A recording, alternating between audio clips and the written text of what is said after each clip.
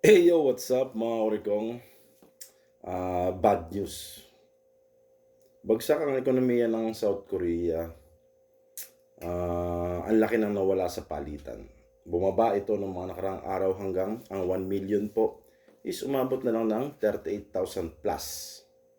38,000. Nung dumating po ako dito, ang 1 million nun is nasa 52.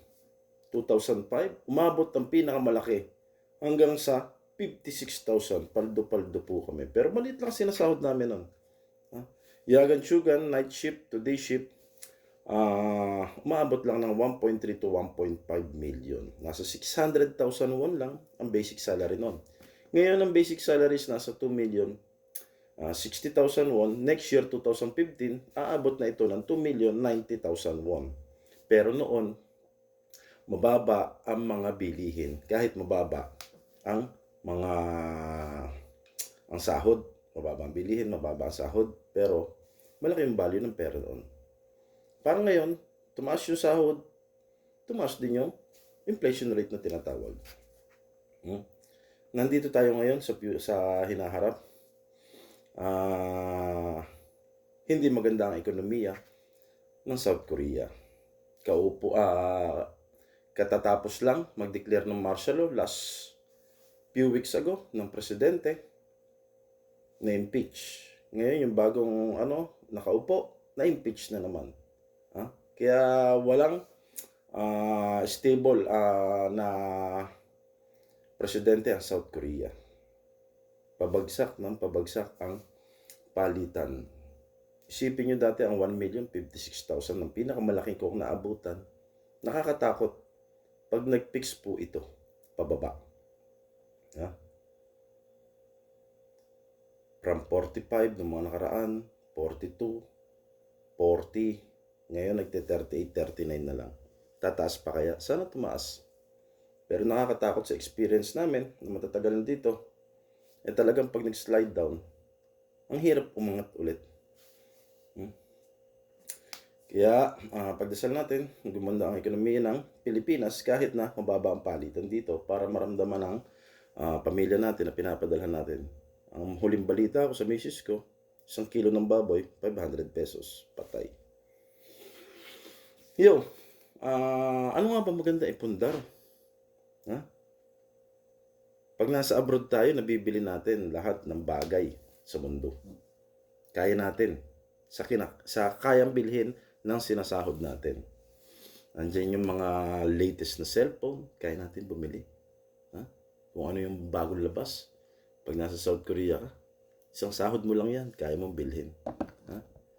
Nung pandemic, nauso ang mga koleksyon ng sapatos, pero hindi ka makagala. Nauso yung mga yan. Pero nung time na talagang putok na putok ang bilihan ng sapatos, pumipila pa kami niyan. Pipila ng Seoul, pipila ng Gangnam. Tapos, nung hindi na pinapalabas ang mga tao, nauso naman ang drone. Bumili ka naman ng drone, bumili na naman ng drone. Ang daming nauso. Bili dito, bili doon. Kahit sombrero, sumikat. Even bike. Carbon Lodi.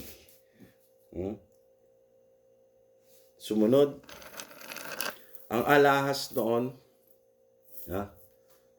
ang bili ko 2019 is nasa 2 million 100,000 won, 10 don, 26 grams, mga 32 grams. Ganun po ang presyo noon. Ngayon po, umaabot na ng 4.7 to 4.8 million. Yung nabili kong alahas noon, yung nabili kong alahas, dumoble ng mahigit pa ang presyo. Kaya, pag-isipan mabuti, ang bibilhin ninyo. Huwag nyo kayahin kung ano-anong binibili ng Koreong TV. Nawawalan ng value, bumagsak ang presyo, naluluma, nasisira ang soul, nag-upgrade, hindi mo na mabebenta ng mahal. Rumuro po lahat ng bagay. Sa alahas, ang laki po ng presyo. Hindi ako nag-focus sa alahas sa lupa sa Pilipinas. Pag-isipang mabuti kung saan mo gagamitin ang sinasahod mo dito sa South Korea. Ha? Pero aanhin mo ang pera kung hindi ka masaya. Sabi nga nila, hindi mo madadala sa hukay yung mga material na bagay. Be wise sa pag-spend ng pera na pinagpapaguran mo dito sa abroad. Gamitin ang utak.